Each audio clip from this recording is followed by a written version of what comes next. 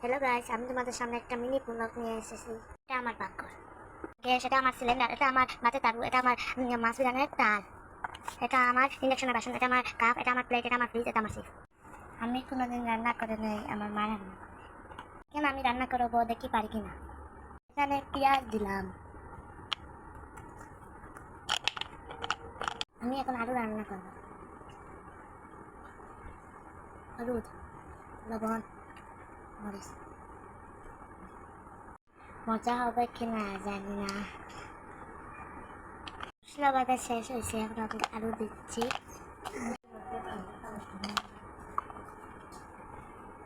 সবজি এসে গেছে, এখন আমি জল দিব।